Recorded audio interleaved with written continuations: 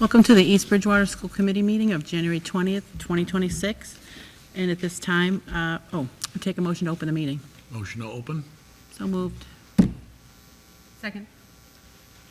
All in favor? Aye. Please rise for the Pledge of Allegiance.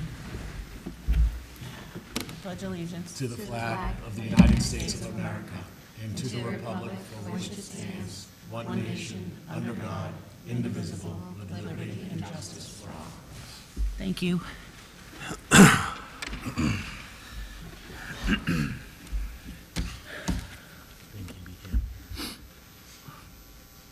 Thank you to EBCAM for always recording and live streaming our meetings. And let's see, is anyone here for public comment? No? And we have up next a student advisory person. Hello. All right, let's start with the Central School first. The Central School PTO will be kicking off the annual Booster-thon Glow Run fundraiser on January 28th. Registration is open and families can register the Central School Little Viking on mybooster.com. All students who register will be placed in the drawing for Principal of the Day. The goal is $35,000 for field trips, student t-shirts, teacher grants, and enrichment opportunities. For the middle school, this past weekend, the middle school put on a production of Aladdin Kids.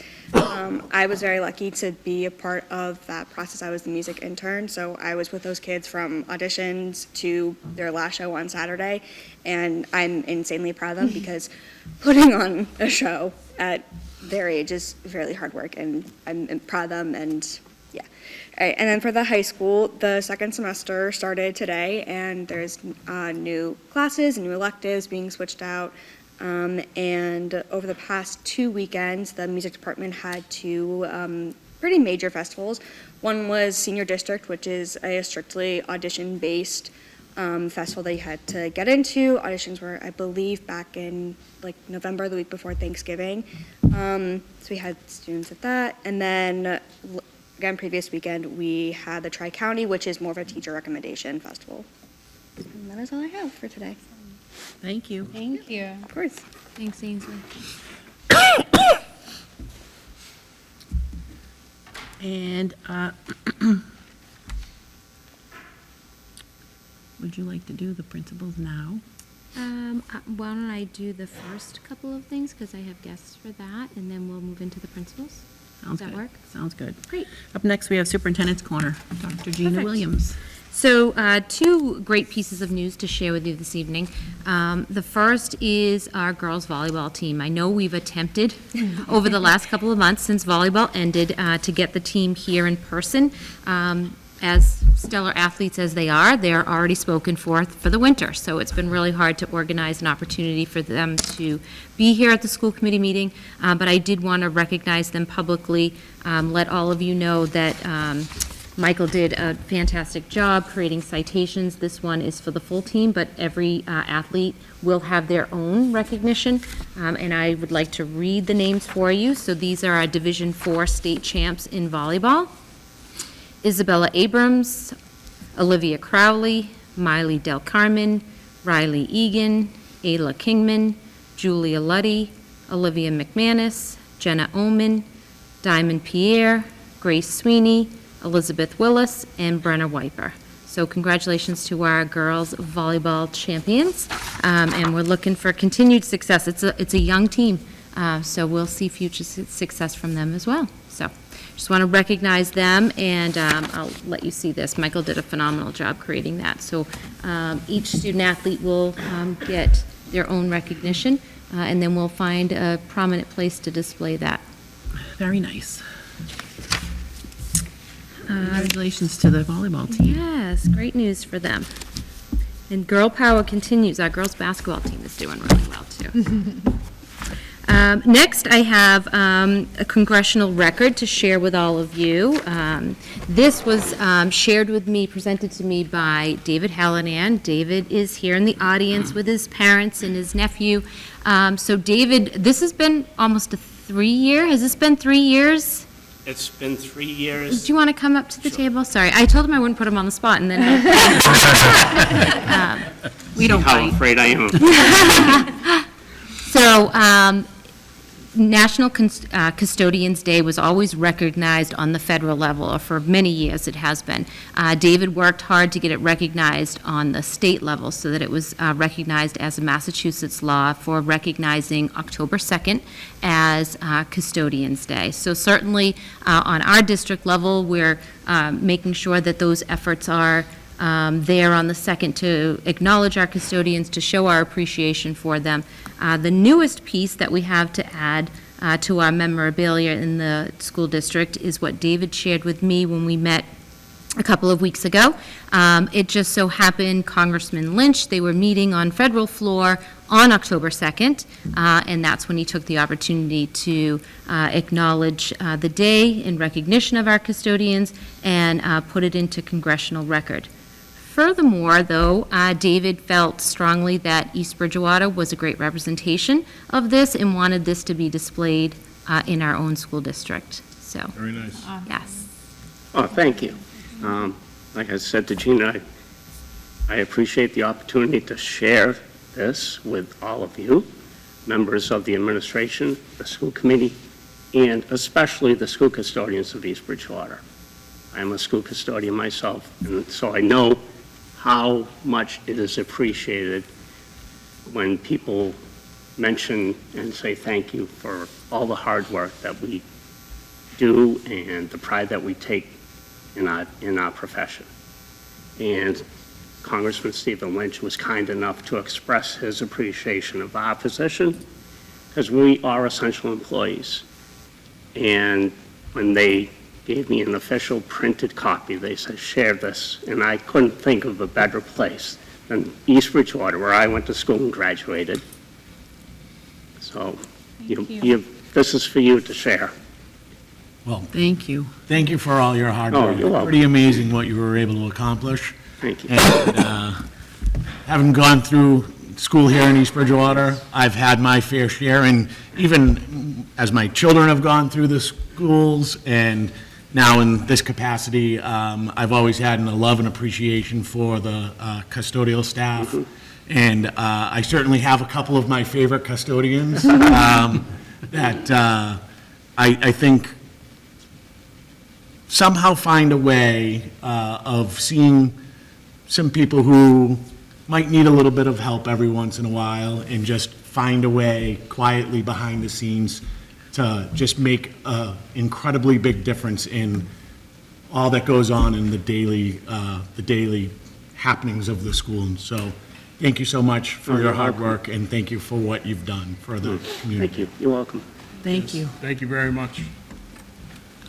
One thing we always say when we hire new staff, and Leslie, you'll know this as an educator, the two most important people that you need to be friendly with is the secretary and the custodian. Your life will be okay as long as you're in good graces with those two individuals, so. And shout out to Sean Kingman. Yes. Great. Once it makes its way to David, I'm hoping that maybe I could get a picture of him handing it over to you so that we can put that on our website. You okay with that, Ellen? Sure, we can all be, what about the whole school? Sure, committee? yeah. I don't want to be the only person in the Okay, picture. then we'll do the whole committee. Everyone needs to get up for the picture then. So you can be in it? Oh, sure. Oh, yeah. Should we do it standing, sitting? Yeah, maybe if we all stand here.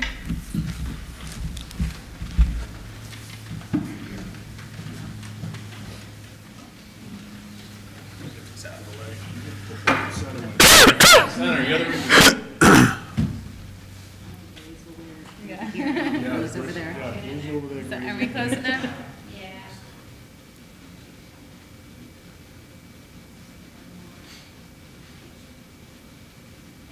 Thank you. Thank you. Can I shake your hand? Thank you. Thank you. Nice to meet you. Congratulations, that's an incredible accomplishment there. Yes. Thank you so much. That's awesome. so much.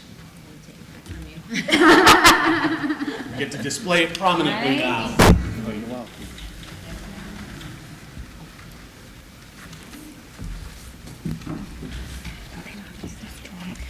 No.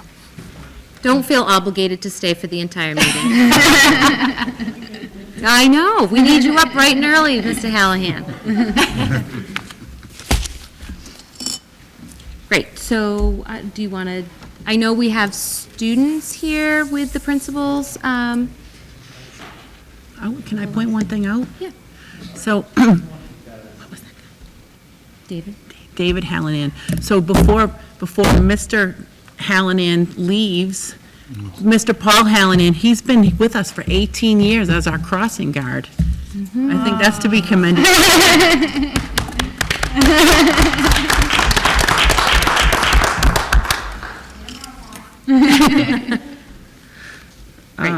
Thank you.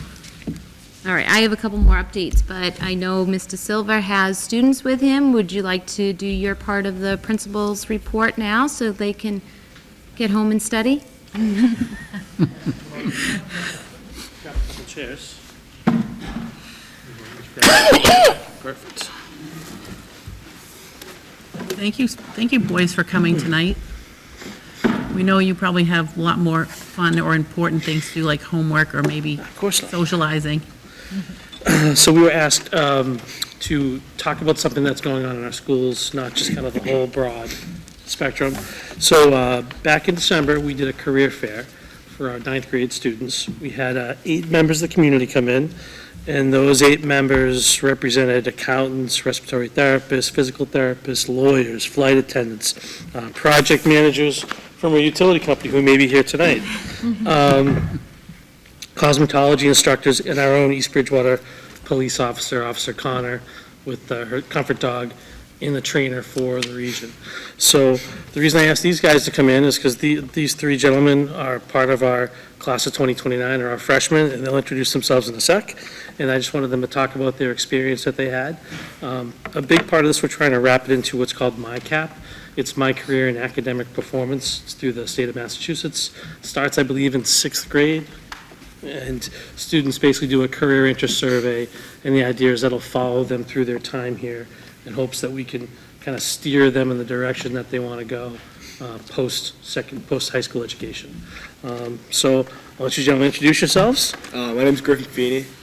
I'm obviously a freshman. So yeah, that's me. I'm Noah Kudo. Marcus Conley. Awesome. So you guys want to talk about the experience that you had, meeting these professionals and some of the things that you took away from that? I personally feel like it was like a really good chance to get to see the careers in the outside world and what they really experience, and them being able to share it with us. Because originally I really wanted to be a police officer, and then after I saw that, I got to see the perks of each job, and flight attendant, that sounds amazing. You get to fly across the world, and you can stay there for 24 hours, and you get to pick your own hours. It's just that sounds like a really just nice job to have. My experience, I personally don't want to go into any of those careers, though it definitely showed me some options if the career I want to go into doesn't work out. And overall, it was a fun experience getting to see a bunch of other careers. I thought it was really good because, you get to see some of theirs, everyday life. And, one of them, they talked with the MLB, director or something. I thought it was pretty cool if you could, talk to the director of MLB. Thought it was a good chance to see all, the personalities, if you're in one career, if, it's laid back or, it's more strict and you have to, work every day. I thought that was the best part. Very good. Any questions for some of these guys? Interesting. Are you all freshmen? Yeah. What careers are you interested in? We know you might want to be a flight attendant.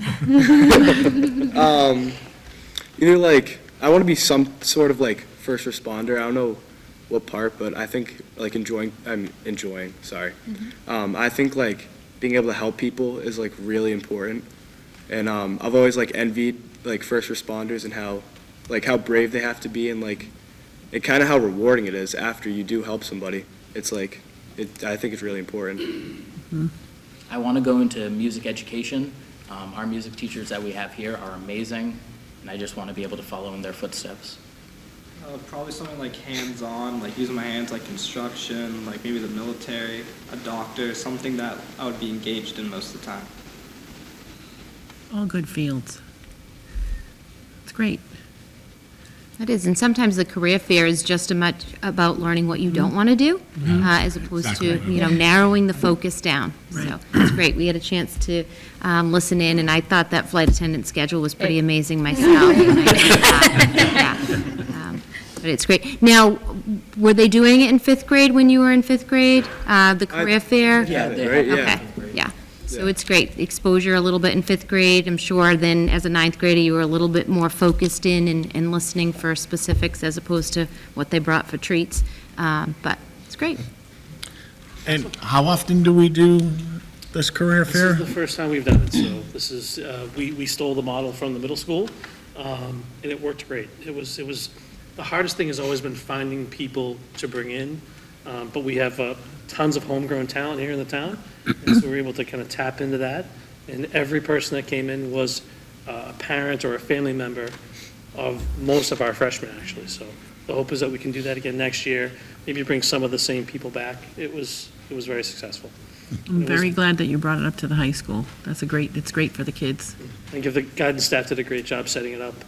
They basically, it was 20-minute rotations, 8 sections, so they get to see each professional for about 20 minutes, ask some questions. Some hung around in places longer. With the flight attendant. Flight attendant, yeah, that's like, Very intrigued with it, so, which is a good thing.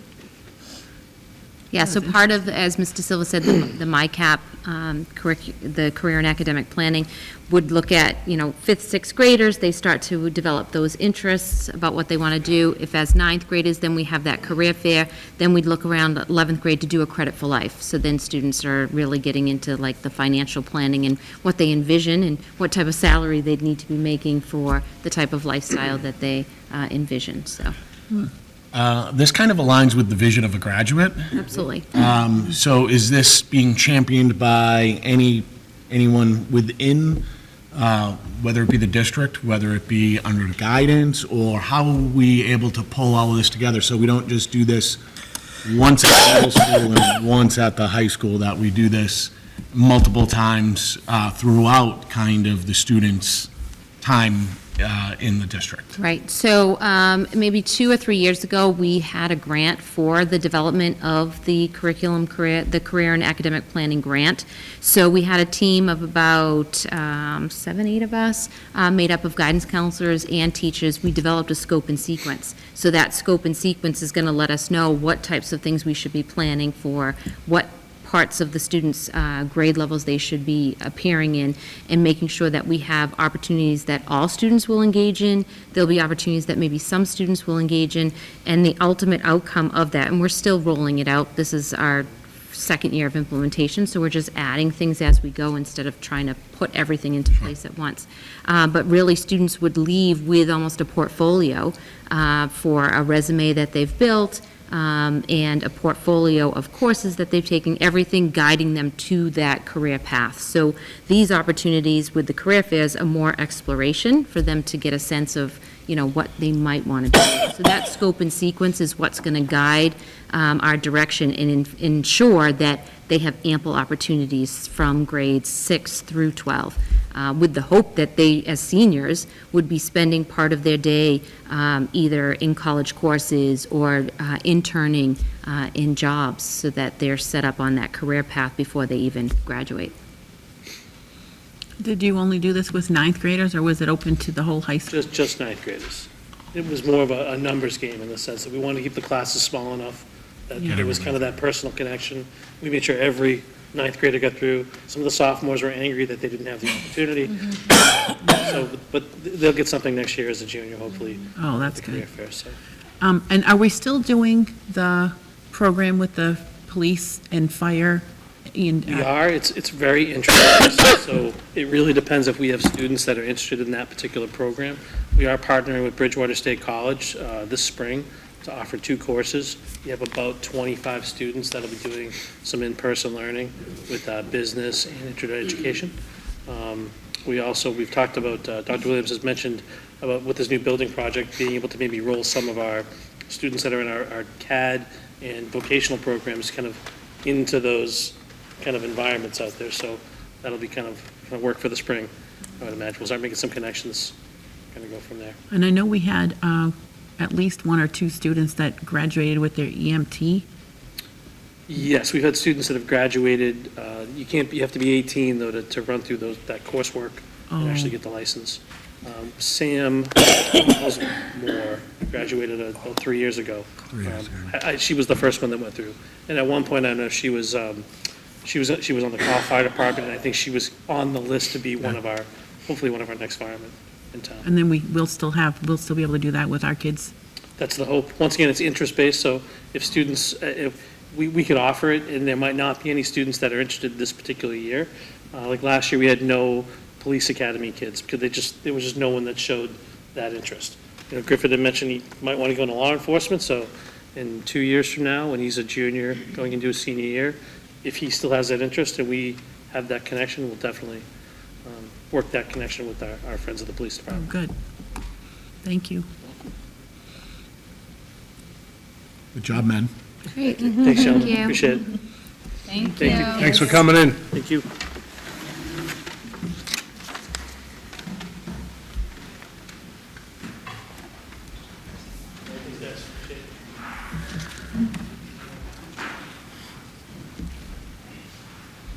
Want Mitch You wanna do the other? Yeah, we might as well get them out of here. We don't want to leave them out. No, we'll go through them. We'll clear the room before we continue. Who would like to go next? Mr. Paquette or Mrs. Byrne?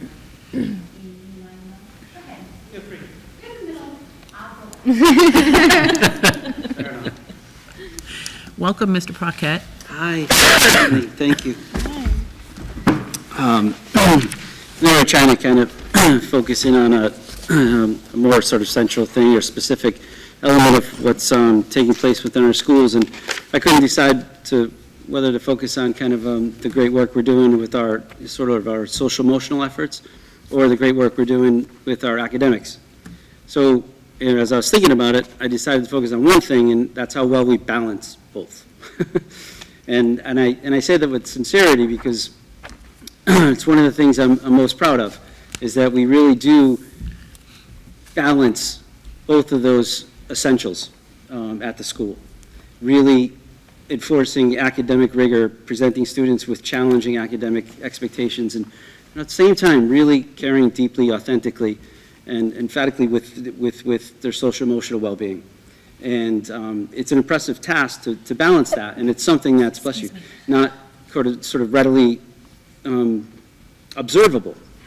It's some of the things that kind of happen behind the scenes, and as we're going through some of our academic diagnostics right now, in January, I was looking back at some of the goals, the teachers' goals, and I remember at some particular point I was here and I said, at least 75% of our teachers, whether it's through academic, the student learning goals or professional practice goals, or in some capacity use iReady, which is a very complex system.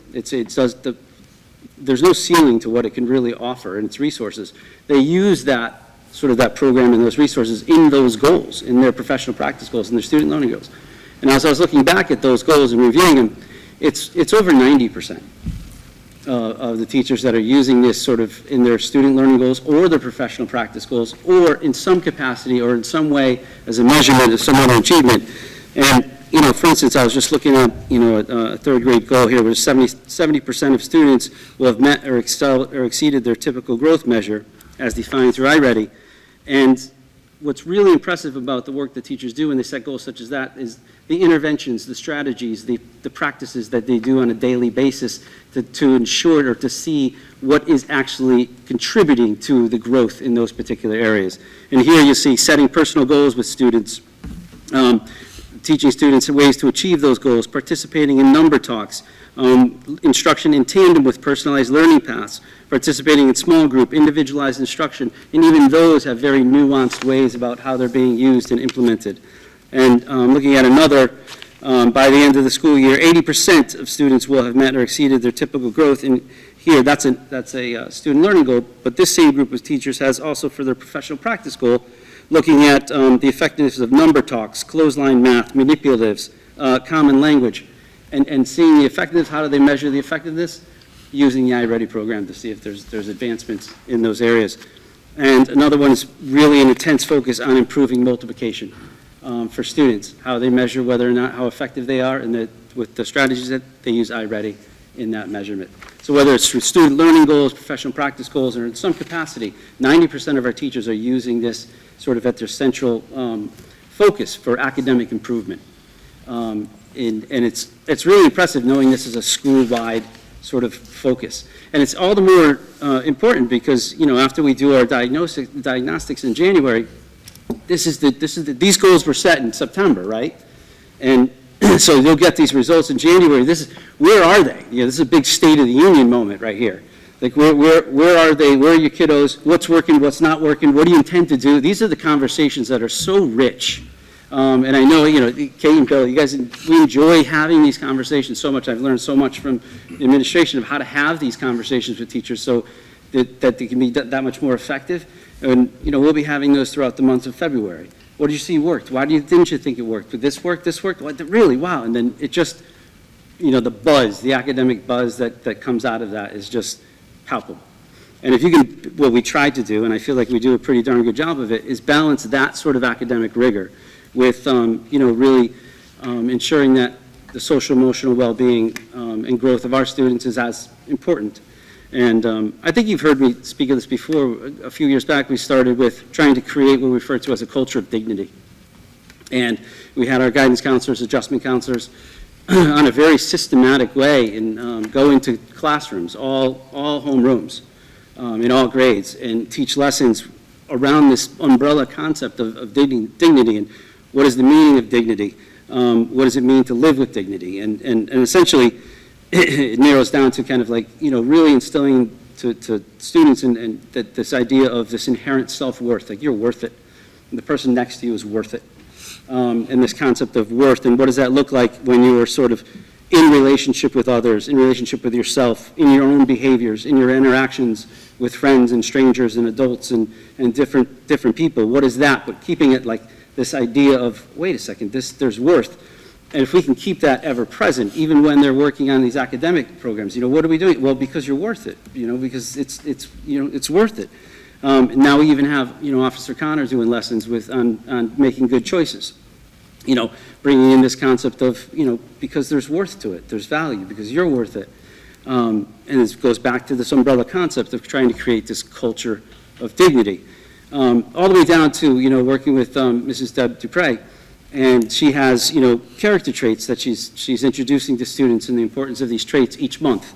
And each month there's a different respective character trait, and teachers nominate students who exemplify this or have evidence there in their daily activities or interactions with other people, such as respect, curiosity, gratefulness, empathy, resilience, honesty, courageousness, creativeness, cooperativeness, and humility. And in those presentations of those traits, it goes back to this idea of self-worth and everyone's worth, inherent worth, and this idea of living with dignity. And we do it in the announcements, on the bulletin boards, and it's in our daily interactions.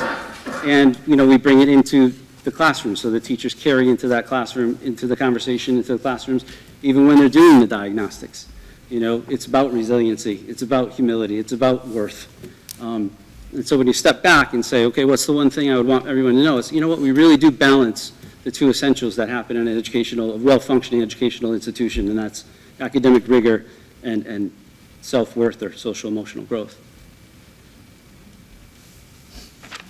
So, thank you. That was fantastic. I appreciate that. Obviously, we can take a look at testing data, and, you were talking about balancing and so forth. Forgive me is there a way for us to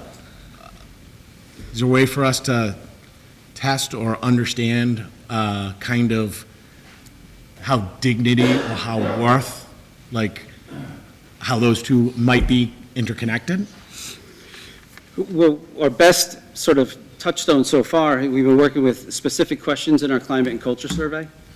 How do you feel people treat you? How do you feel you're treated by others? And there's these great questions in there and the student responses. And our counselors are kind of putting that together to see if we can put some sort of assessment tool together to see, is there growth in that understanding of living with dignity or treating people with, inherent worth? And is it making a difference? Now, we would like to think that one of the surest ways is going to be, if you start to see the academic performance, I think we could attest that there must be some contributions that way.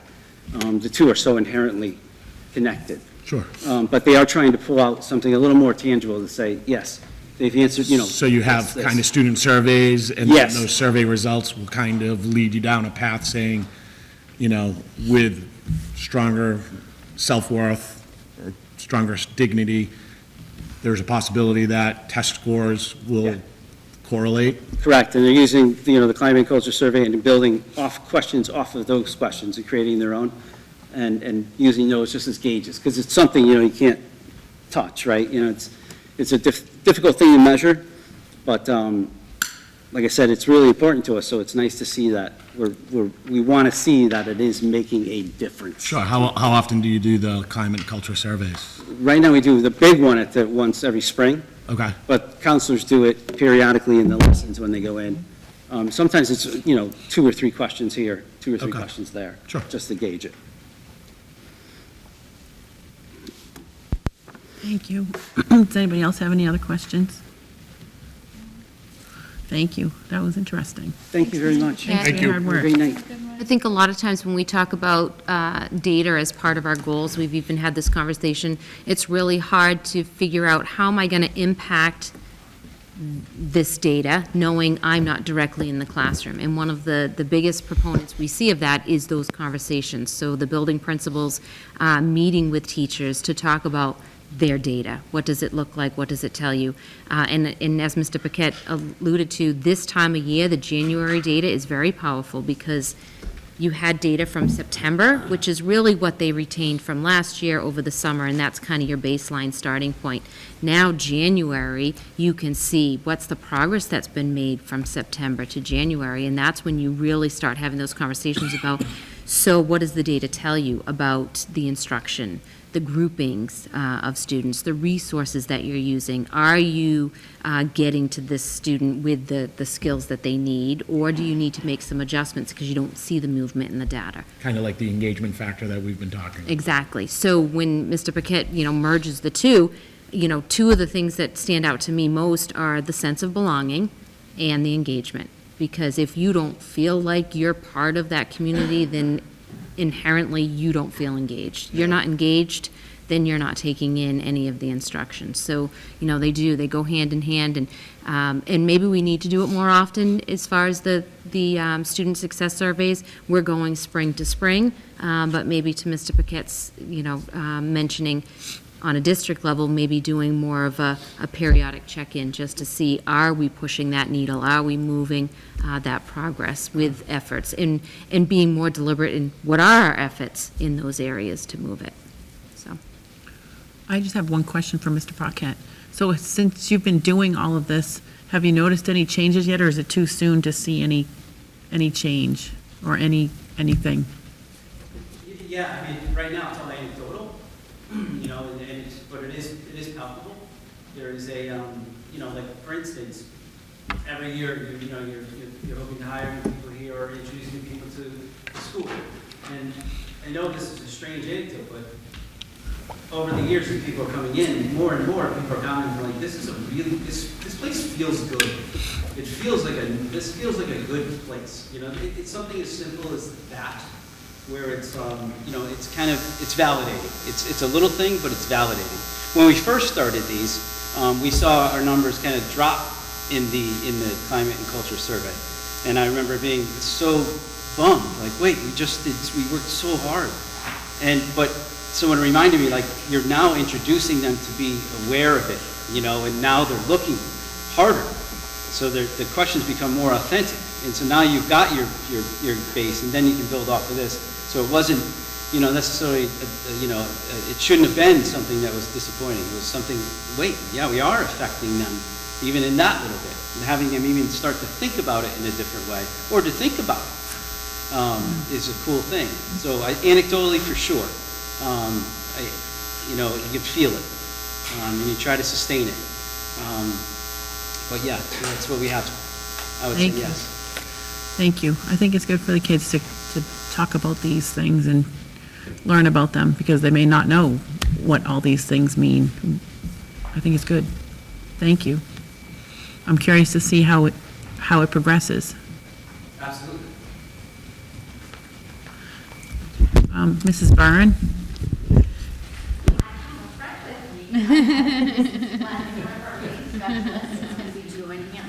Welcome. Visual, so we can make a. We have your little handout. We do. Thank you for passing it out. Thank you. It's double-sided. Thank you very much. Highlight something. Thank you. So we were asked to take one for highlight Dan. one thing or focus on one thing. So our focus this evening is around term 2 literacy. So literacy obviously can be all-encompassing in our world because it is. It's everything we live and breathe. There's a lot that happens in term 2. So you've already heard a lot about assessment. So we are, just like the other buildings, doing our iReady assessment right now, both for reading and for math. And as was already mentioned, once that's completed, that will be at the end of this month, on January 30th. You're looking at the second week in February, where those classroom conversations will begin around our instruction. What did we notice, right? What did we notice that was working? Where are areas that we know we need to make some instructional adjustments? And obviously, a lot of that data is student-driven, classroom-driven, and even grade-level driven when we analyze the data both in reading and math. Again, our focus tonight is about literacy.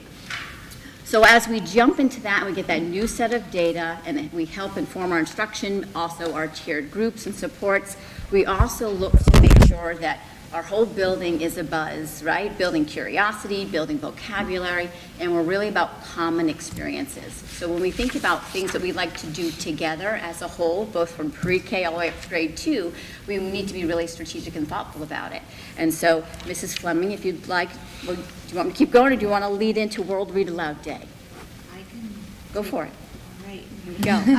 So one of our big goals, we have a literacy committee at Central School that oversees a lot of our literacy initiatives with the goal of creating that literature-rich environment for all students who are being exposed to literature on a daily basis, whether it's letters, whether it's words, pictures, as well as building oral vocabulary and having discussions with any adult or any peer. And again, like Mrs. Burns said, creating that common ground for students to launch those conversations off of. So the goal, again, is having that literature-rich environment, which brings us to that. Our first launch is February 4th, is World Read Aloud Day. So a lot of what you see on this infographic is kind of how we can bridge the gap between home, the community, and our school in order to create that environment for students to want to excel in and ask those questions and be curious and want to know more. So it's starting with World Read Aloud Day on Wednesday, February 4th, and we are launching our next One Central book. So we have volunteers that have signed up to come into each classroom, pre-K through 2, to read a story to all of our littles. This is our new One Central book, well, not new. This is our One Central book for the winter term, Snowman at Night. It's a wonderful story if you have not read it. It is our 11th year doing One Central book, and this was one of our first books that we did 11 years ago, so we're kind of bringing it back. And as part of that, in order to increase engagement and the talk and the buzz and the excitement, we really found that students love scavenger hunts, and like if you hide, like a Where's Waldo, like anything in our building. So this time around for Snowman at Night, Frosty's come apart. So if you're ever in Central School, there are 19 pieces of Frosty hidden throughout our building. And kids have checklists, so if they can go through and they can check and they can find whatever they found. We created, it's accessible for all of our students, so there are Braille signs you'll notice as you walk through our school so that all of our students can access the scavenger hunt. And again, the goal of it is just to create that buzz and that conversation. Like, did you see it? Did you find that? Oh, I wonder what that's about. So that when we do launch our One Central book, that excitement is already there. And then, you want me to keep going? Yeah, sure. We want to talk about Read Across America Week because as that leads in. We got a lot going on this term. So February 4th, the World Read Aloud Day. That's where we're launching One Central book. Back of your page, you can see. And then following that is our first launch, actually, that family connection. We have done something for years now called Books Before Bed. Many of you that have children in the school might have seen it, where teachers record themselves reading a story. We release it right around bedtime so that students and families can cuddle up and listen to a story together and experience that common, again, a common book, a common language. This year, we are trying something new. We are piloting Books Before Bed Family Edition. So we've had families sign up to record themselves with their students reading books. And so we will be releasing those. Our first one will be released next week. And again, it goes with that whole theme, Books Before Bed, and that common exposure to literature. And then after that. All videos will need to be approved by administration prior to being. We've already dialed into that. There'll be a Approve it, preview. it'll go. Yes. With time, if things do need changed or edited, that families will have time to make those changes for us. That will then lead us into our Read Across America Week. So historically, we always have a literacy month. We recognize the importance of being read to and reading at home. So this year it is a must-do that reading logs go home for all of our students every night. Again, to communicate with families in the community, the importance of that reading at home. So we are going to celebrate kind of literacy in a week. Read Across America Week is the week of March 2nd. If you look on the back of your infographic, each day just kind of has like a different time throughout our day that we're going to celebrate reading and making sure that kids have books in their hands. We're finding that we need to make sure kids have books, not screens, and that they're holding books and they're reading books and they're looking at pictures and they're describing pictures and they're able to have those deep conversations about literature. So that week, we're going to launch it with a Drop Everything and Read. We're going to cozy up with a good book. We're going to read to a stuffy. We're going to bring in your favorite book, or if students don't have access, they can either draw a picture of a character from their favorite book or draw the cover, just to create equal access to all. And then on Friday, we're going to end it with a hallway book huddle, where everyone just kind of brings their book and we kind of all cozy in the hallway and read together. So that's our Read Across America Week. And then that will be wrapped up in a nice bow on Thursday, March 12th, which is, again, we have had literacy nights for years and years now, and we change themes and we change goals. No, that's not true. The goal is always the same, to talk about books, put books in kids' hands, create that, again, the grown-up, the student relationship building around literature. So this year, we're going to do something called Ticket to Fun. We're going to do a lot of make and takes, so where parents can bring their child and they will make a game that is related to one of our standards. They will sit with their child, they will make the game, they will have time to play the game with their student. They'll also then be able to go to a book swap, so they get to leave with books in their hands. That's always one of our goals. And also have time to sit and read with their grown-up, whoever they bring. So that's early literacy in the month of, between now and March. And First term, and I will say too, now stretching a little bit into April, but I'll just bring it full circle, is our character parade. This year, usually our character parade is done in the fall, and second grade had asked to have more time to really build and discuss character with their students. So our character parade actually will be in April. We're hoping to do it like Friday, right before April vacation. So we'll bring that moment full circle. Second graders will be experts on character at that point, and that's when they get to choose their favorite character to dress up as and take that book and march around our blacktop. So we look forward to that in April this year. I didn't forget bingo for books. It's We will be doing that. It's also later, end of March. mid to late March. Again, it's just the more opportunity we can create for families to come and get their hands on books and leave with books. We know, again, we need kids holding books, reading them. Even if they're making their own stories, there's so many ways to quote-unquote read a book. So bingo for books is coming. That's where every kid will leave with at least one book, many more usually. Yes, again, it's kind of like the book swap idea. You come in with a book and you get to leave with a book or multiple books. So we like to exchange and share that way, which is wonderful, and a long-standing event at Central School as well as our bingo for books, sponsored by Title I and our PTO. It's a joint effort when we do that. Early literacy at Central School. Thank you. Very important. It is. It's our bread and butter. It's our sounds, it's our symbols, it's all the things. Any questions? No, I thank you for all your hard work. I think it's unbelievable. It's great. Thank you, Mrs. Fleming.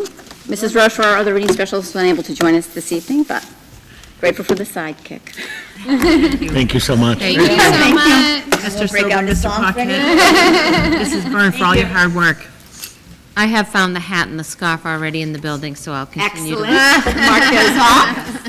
The black buttons are small. I got a little tricky with them. I'll help you when we walk around. Okay, perfect.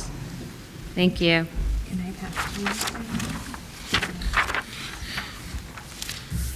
Okay, I'm gonna jump back up, so I'll finish the next two.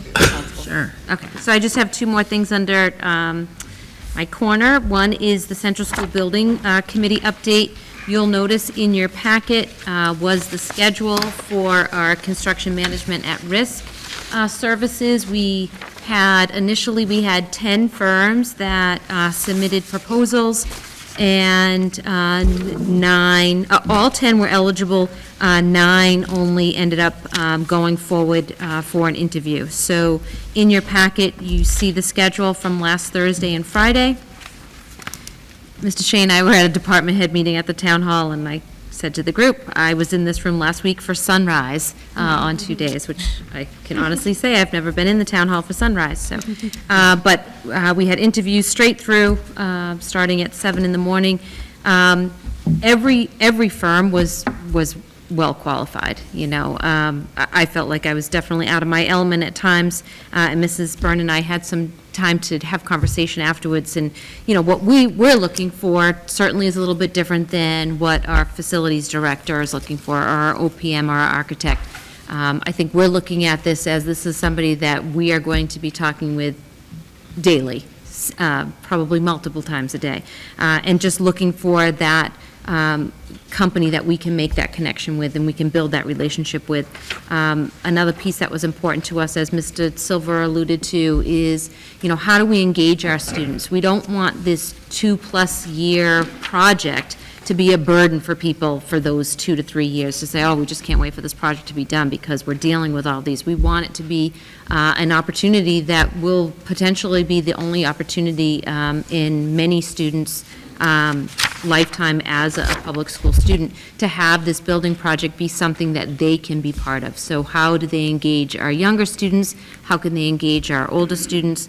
And how can we keep the community involved and updated? So that was part of the interviews. Like I said, they were all very well-versed, very talented teams that came in.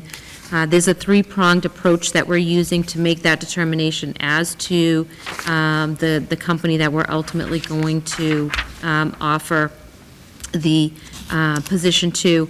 We interviewed, we had them submit written proposals, and obviously financial proposals. So taking those 3 things into consideration, the subcommittee met today.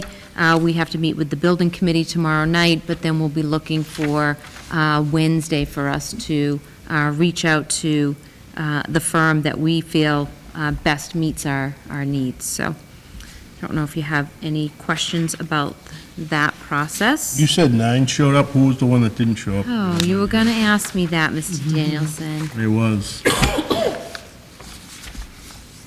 During the meeting, I will look that up and get that to you. Yeah, no worries. Yeah, I can't remember off the top of my head, but I will look up who the 10 original ones were. Thank you. Along with this, we're moving pretty quickly. We will need this company in place within the next few weeks, because one of the things that we need to do is we need to do pre-consolidation of the soil, another thing I learned, for the entire footprint of the building. So it's 30,000 yards of soil that will be brought in over a short period of time. I think they said 1,500 trucks loads that will be coming in, approximately 50 to 60 a day, delivering that soil. That soil will be delivered and sit on the site for approximately 10 months for the soil to consolidate, and then that same process will happen again when the trucks come back to remove the soil. So that will all be done so that they are ready to break ground early fall with the start of the construction. So they have to put soil in and then remove the soil? Yes. Why? So they'll put it on top of the footprint of where the building will be so that the soil can settle. You might know more about this than I do. So that The soil is compacted as much as it needs to be so that they can then start building the foundation. Okay. I guess there's multiple ways that they could have done it. There's wicks that they talked about to drain. There was multiple things. But through our design architect firm, with the professionals that they use, they feel that the least amount of risk is with this pre-consolidation because it gives enough time for the soil to settle and be ready for construction. So unfortunately, that means the softball season for this year will be impacted. We were anticipating that they'd get one more season in. So Mr. Leonard, our athletic director, and myself have met with the softball coach, Mr. Shea and Mr. Leonard and Coach Eisenman, along with Mr. Haynes, will be coordinating with the town with the youth fields so that they can coordinate their schedules. Those email conversations have already started, looking like very few conflicts, but we'll want to make sure that practices and games can all be held without impacting the town rec. Oh, good. Yeah. Those are my, Oh, you probably don't know this, but where would they get the soil from? That's a lot of soil. so one of the firms that we met with, that would be up to the construction management company to do that, but one of the firms that we interviewed has already reached out and has found a place in Bridgewater, I think they said. Is that Bridgewater Sand and Gravel? Yeah. Um, Get it from a quarry. Probably going to come from the ground. Thank you. It's a lot of space. So a lot of safety measures that need to be put in place, especially if, it gets snow covered and people think it's a sledding place. So there'll be boundaries that will be set up to corner off that area. It shouldn't impact the flow of the school day here too much because we've put blackout times. So they will not be able to deliver during arrival and dismissal of either junior, senior, or the central school.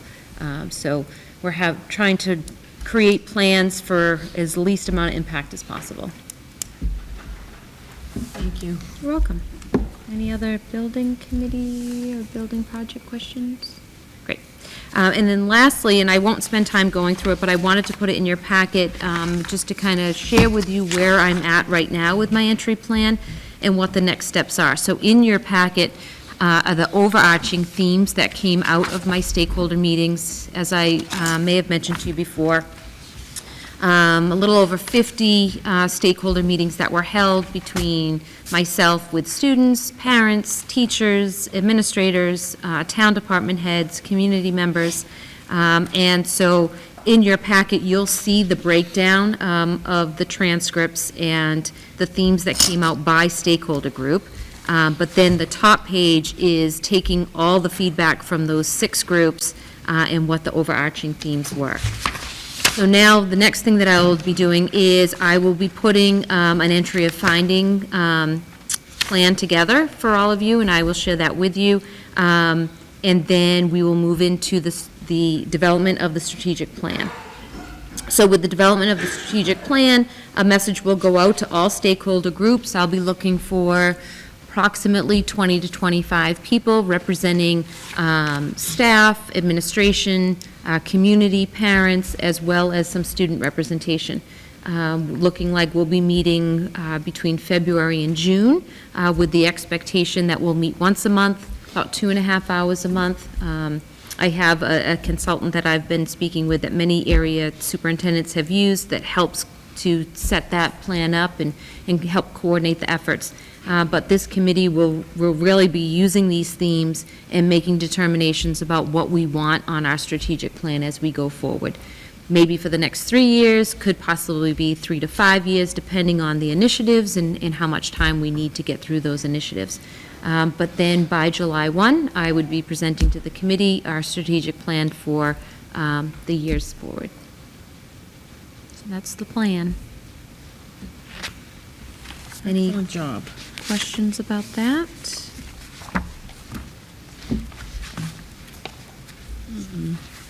Does anybody have any questions? More of a statement than a question. This is a lot of hard work. Yeah, it's a pretty incredible piece to kind of work through. I guess if I were to have a question, it would be, there's a lot of work here, and I'm sure you're deliberate in kind of your intentions with regarding how to tackle it all. Do you have a first step? Yes, it was to call the facilitator. I agree with you. I mean, as valuable as it was having those conversations, it now comes down to like, okay, now I got to put this into practice. And how do we prioritize what we want to be doing? So, like I said, in the superintendent circle, I got lots of references. I talked to a couple of different agencies. One that I felt most aligned with what I'd like to see for the district as far as getting input from all stakeholders, organizing those meetings so that, they're concise and people aren't spending long hours, days, weeks trying to put a plan together, and really being able to pull the voices of the stakeholders out. So, like I said, the consultant I met with the other day is a retired superintendent. She has successfully implemented these strategic plans in a number of area districts, and I've had a chance to actually look at their strategic plans that were very well organized. They had timelines with them, people that are responsible for the actions. So I feel like that was what was most concerning to me, is how do I get this all accounted for? And I feel better knowing that I can be a participant in this process and not trying to focus on all the background things that need to be done to prepare for the meetings, to facilitate the meetings, and not feeling like I can sit there as a member of the group and contribute equally to the group as opposed to trying to conduct and organize it. So I'll let you know how it's going, unless you want to be the representation. Are these three going to be kind of, these overarching going to be the main focus of those meetings? Yes, Yeah. yes. So those would be the themes, the major themes of the strategic plan, and then we'd be identifying objectives and action steps that fit under each of those themes. And some of the things we may find don't necessarily need to be part of the strategic plan. We can do these things without needing a lot of time and resources to do them. But certainly, if, members, I'll send a message out to the committee, but if members want to meet individually, if there's certain things that resonate with you, certainly I'd love to get your feedback. And ideally, I'd like to have one, if not two, members of the school committee to be part of the strategic planning process. Were there any overarching themes that, because I know these are what we want to work on, but what have been some overarching positives feedback that you've received? Yeah. So a lot of the things that came forward in my stakeholder meetings were the positives that come around being a small district, a small community, the close-knit, and people feeling like, we work well together. That came from staff, that came from parents, that even came from students, enjoying the fact that it was a small district, that they've grown up with these students, that they feel like they've built really strong relationships with their peers. So I feel like that's what really came through the most, is how connected everybody feels with one another. Certainly a lot of strengths. I already apologized to Mrs. Byrne. Because I met with so many junior, senior high school students, I feel like that's where a lot of the themes are coming from, that junior, senior high. But a lot of acknowledgement for the extracurricular things that they can be involved in, the sports, the clubs, the music, the drama, all the fine arts, all of those opportunities that have been afforded to students. So you'll notice that a theme, what was a strength also became a concern for students, feeling like maybe that access and opportunity is not there for everybody. And how do we make sure that all students have equal access and opportunities? So as much as they felt it was a strength, all of those things that are offered to students beyond the school day, there's also a little bit of a drawback that we have to work on, and that is making sure that there's no barriers preventing all students from being able to be part of those things.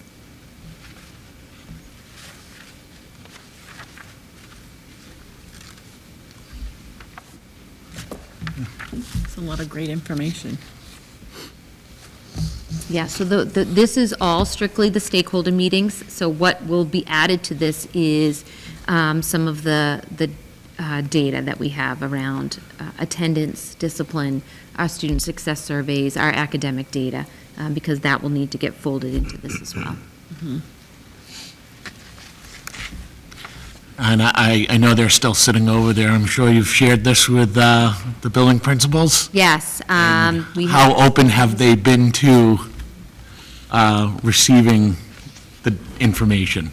I don't know, they appeared open when I, I don't know if there were really any surprises, like nobody really seemed shocked about any of the things that came forward. They were actually in a lot of the meetings that I had held with different stakeholder groups. I don't know, was there anything that jumped out particularly that you felt like, ooh, work we're ready for? Okay.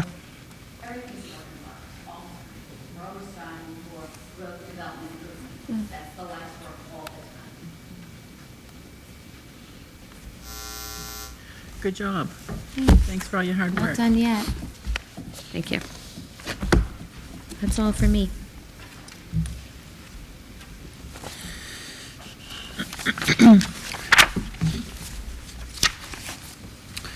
Next up, we have the school committee subcommittees that have met since the last meeting.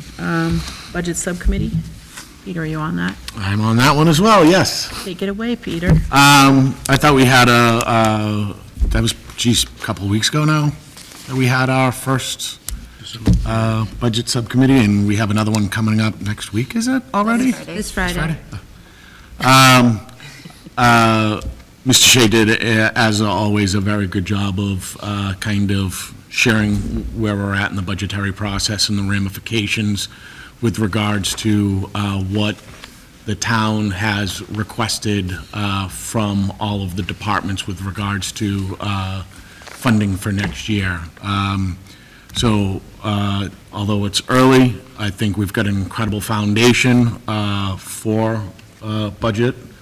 And as a school committee, it's going to be another challenging year. And I firmly believe that the school committee has done a phenomenal job the past several years of managing in challenging times. And I'm interested to see how the town, separate of the school committee,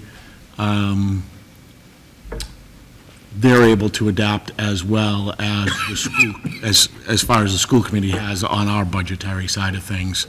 Again, I think it'll be another kind of challenging year, but again, I can't recognize enough how strong of a job this school committee under Dr. Williams and under Mr. Shea have done in navigating us through some challenging budget times. So my hat's off to the two of them for being transparent, open and honest with where we're at.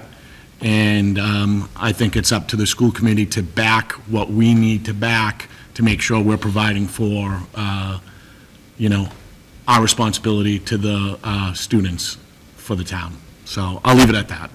Thank you. Friday? Friday. Great.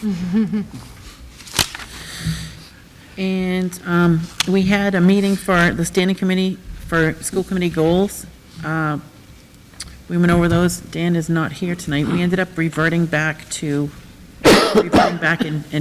changing one of the goals. But I think that would be good if we waited for Dan to be here, so that way when we vote on them, he can be here too, and we can do it at one time rather than talk about it twice. Okay. Fair enough. And then we had our school, Superintendent evaluation? no, well, we didn't have, so we have to schedule a superintendent evaluation subcommittee. Well, we also, oh, okay. That was the workshop. Yes. So we had, I'll be sending out an email to schedule a superintendent evaluation subcommittee meeting, but that will be, I'll send one out soon to schedule for the end of February. Okay. And we had school committee workshop that was about the SuperEval software. And we had someone from the SuperEval software company present to us and go through the software. It was interesting. It was good to go through.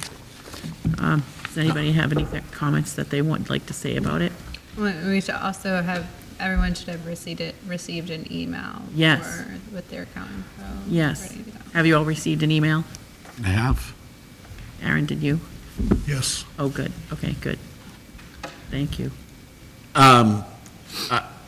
It should make the process of the evaluation both Hopefully. streamlined and, I would say,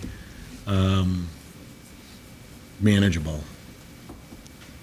Best way to describe it? It's very organized. And are we able to start or not yet?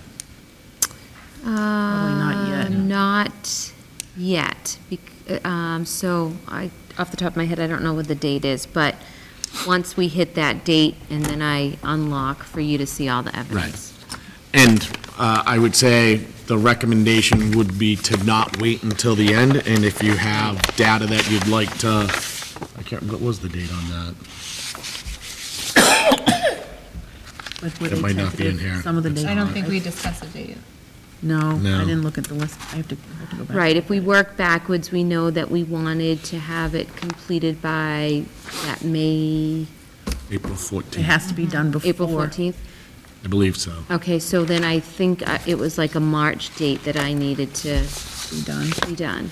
We'll come back in at the February school committee meeting and have the whole timeline out. I think that would be important, Yeah. so that way we're able to appropriately spend the time on that. Do you want to tell me, like, how much time you think, like a 2-week window, 3-week window? For what? Between the You- time that I would be Giving us. toggling over so you can see everything and the time that you would need to have it all.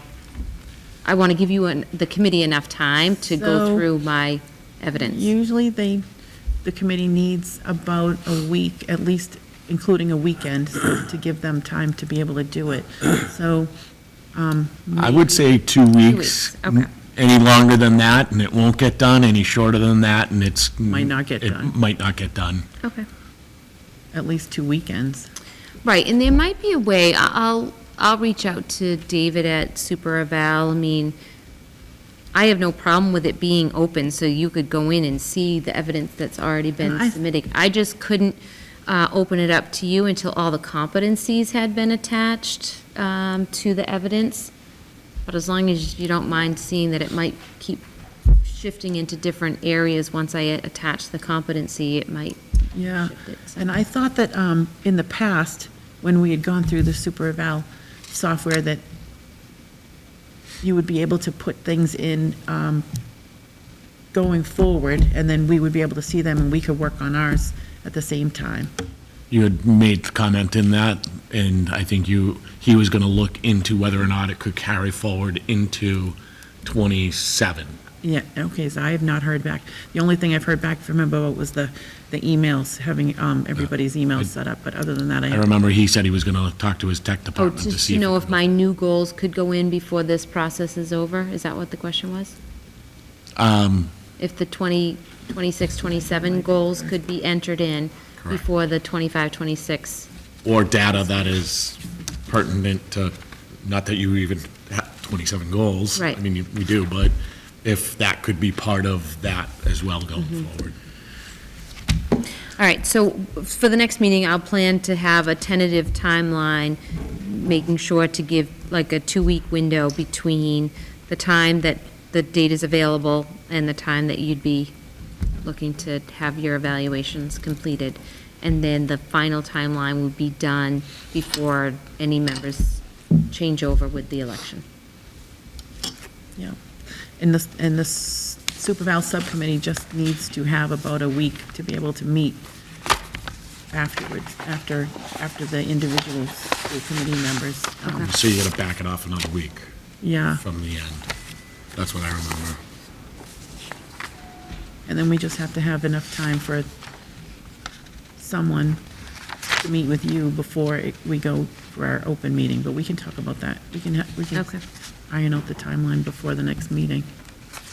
That sounds good.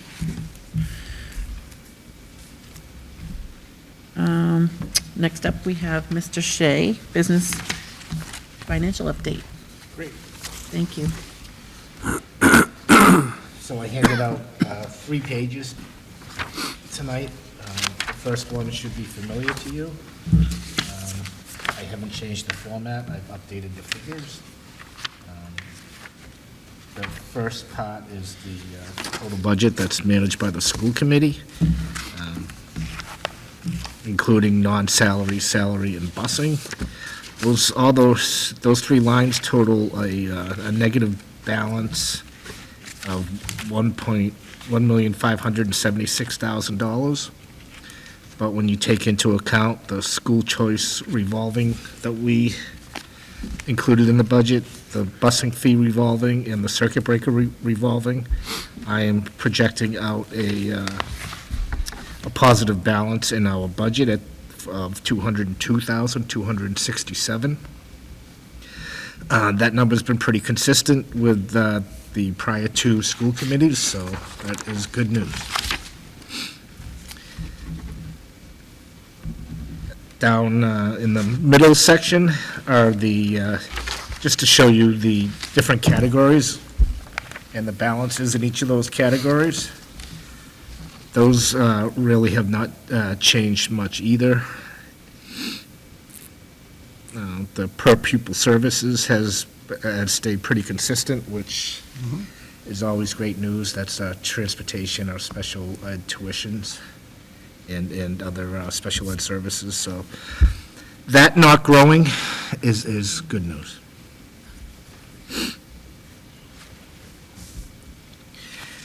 Any questions on that? The second page is what was requested by Mr. Danielson last meeting. It was a comparison of this year versus last year. And again, this is apples to apples comparison of the same year-to-date figures for both fiscal years. This is straight out of the accounting system. It does not, the prior page included my estimates for expenses. This does not, all right? But what this does, it lets you see how we compare this year to how we were last year. It gives you an idea. You got to figure if we pretty close to the balances of what we did last year, we came in under budget. So this kind of gives you another test. Yeah. That's good, John. Thank you. So one thing that you're probably going to question is the salary. If you notice, the salary budget this year is $21,019,000. Last year, it's actually less than what it was last year. But if you look at the expense, this year we've, through January 15th, we're at $9,500,000. Last year at this time, we were at $9,175,000. Is that just a pay period? No, it's actually,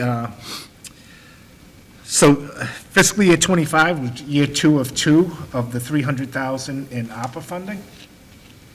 So in reality, that last year's expense number for salaries should be $9,475,000. Okay. But because we had to allocate all that $300,000 by December 31st, it's not showing up in those numbers. So really, you've got to compare expenses of this year for salary of $9.5 million and expenses last year of $9,475,000. Hope I explained that. No, that's good, John.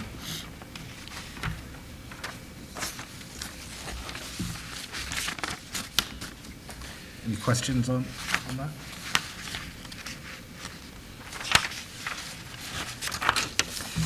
And the last page of the revolving funds, I did the same thing. I added a comparison of where we were last year at this point in time. And you can see I would say for the most part, most of the accounts have improved. If you look at the balances of last year at January 20th.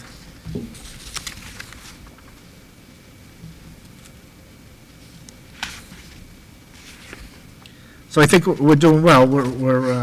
We've got revolving funds, and we use them when we need them, but we're not relying on them to support our budget, Right. which is good. No, it's put together well, John, thank you. School building rental stands out on that one. And that's just how money gets taken in, or? Well, last year, well, we did use a significant amount of the school building. For improvements? Yeah, yes. And it was a negative balance at that time because, let's see, the last 2 weekends, I think, were two big dance. Recitals, so we haven't received the income yet. That's why last year it was a negative. So actually, this year, that's 33,000 that's in it. It includes it. It doesn't. Oh, it doesn't? No. I thought we were going to be looking at some point, the school building rental fees. Yep, that was February. Right? I believe I was tasked with that February's meeting. Listen, it's been a good, I know it's a lot of work for you, and I appreciate the amount of work. I mean, just like we did on the before care, just to see where we're at with regards to. No, definitely. It's an opportunity for us to, when we can, find additional sources of revenue. So I know it's a lot of work, but I really do appreciate and.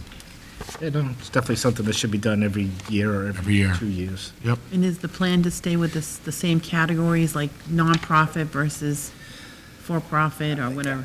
I would say yes. I mean, that's the way most of the area schools do it. It's, if you have an idea for another category or two, we'll take it under advisement, but, No, I'm glad to hear. yeah. Thank you. Thank you.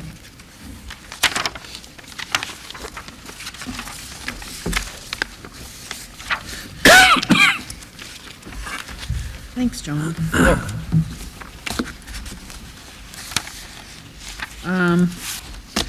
Next up, we have a bunch of action items. I would take a motion to approve payroll warrant 23 PS dated 12/3/25. So moved. Moved by Aaron, Second? second by Leslie. All in favor? Aye. Abstain? And I would take a motion to approve payroll warrant 25 PS dated December 17th, 2025. So moved. Moved by Second. Aaron. Leslie seconded it? All in favor? Aye. Thank you. And I take a motion to approve payroll warrant 27 PS dated December 30th, 2025. Get in there, Crystal. Me? Yep. Oh, are you? I'm making a motion. Sorry, Okay. 'cause I'm not making any motion. What am I doing? I'm accepting. You just moved it. I moved it. Yes, Second. thank you. All in favor? Aye. Thank you.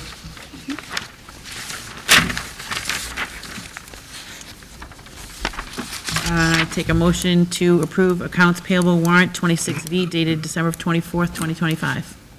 I'll make a motion. Second? So moved, second. All in favor? Aye. I would take a motion to approve accounts payable warrant SW #28 dated January 7th, 2026. So, Oh, sorry. I'll make a Go ahead. motion. Second? Moved by Crystal, second by Peter. All in favor? aye. I take a motion to approve the December 16th, 2025 school committee meeting minutes. So moved. Second? Moved by Aaron, second by Peter. All in favor? I'm going to abstain because I wasn't there. Aye. Aye. And this is just for the school committee goals subcommittee because we won't be meeting until who knows when, maybe next year or something. So I need a motion to approve school committee goals subcommittee to approve the November 12th, 2025 school committee goals subcommittee meeting minutes. So moved? Moved by Peter, Second. Second by Leslie, all in favor? Aye. Thank you. Oh, Aaron and Aaron and Krista don't. I have to abstain. That's okay. Yeah. That's right. And I need a motion to approve school committee goals subcommittee minutes, let's see, to approve the January 7th, 2026 school committee goals subcommittee meeting minutes. So moved. Moved by Peter, Second. second by Leslie, all in favor? Aye. Aye, Abstain. thank you. Thank you, that was just for housekeeping purposes, thank you. And I would take a motion to approve the homeschool education plan as reviewed and recommended by Assistant Superintendent Mrs. Jennifer McPartland, and Superintendent Dr. Williams recommends approval also. I'll make a motion. Motion by Crystal, Second. second by Aaron, all in favor? Aye. Aye. Thank you. And I take a motion to accept the generous donation in the amount of $1,000 from the Gordon W. Mitchell School PTA to be deposited into the middle school student activities account 890-250-2554 to help pay for an outside dining area. So moved. Moved by Aaron, A second. second by Crystal. All in favor? Aye. Thank you. And thank you to the Gordon W. Mitchell School PTA. That was very generous. And I would take a motion to accept a donation in the amount of $2,000 from the Gordon W. Mitchell School PTA to be deposited in the middle school student activities account 890-250-2554 to help pay for an assembly on bullying. So moved. Moved by Peter, Second. second by Aaron. All in favor? Aye. And thank you again to the Gordon W. Mitchell School PTA. That is very generous and something that we need. That's it. I did have something in my mailbox, and I don't remember if student rep mentioned it. It was about the Torch Awards. She did? I don't think Oh, she didn't. We have Torch Awards. It looks very interesting. Hosted by Mr. Siddiqui, Miss Mello, and Miss Lasley, Friday, February 27th, in the junior, senior high school auditorium. And I guess that's going to be Senior Superlatives Award Ceremony also. That's what Oh, the it's cute. Torch Awards are. It's, so students vote on the senior superlatives, and then the way they notify is through these Torch Awards. So staff members come out, almost like the Grammys or Oscars, and they come out, usually a little skit associated. I presented the most Bridgewater superlative last year, but they present them sort of in that Oscar format, and, all dressed to the nines, and students come up and accept their awards, and those end up being the superlatives in the yearbook. Fun night. Cute. Thank you. People should go. Looks like a nice little night. You have anything else? No, I did look up that firm, Bond Brothers. Bond Brothers? Yes. Thank you. And thank you all for watching our school committee meeting, for those of you watching live. And at this time, I would take a motion to adjourn. So moved. Moved by Peter, Second. second by Crystal. All in favor? Aye. Aye. Thank you. Have a good night.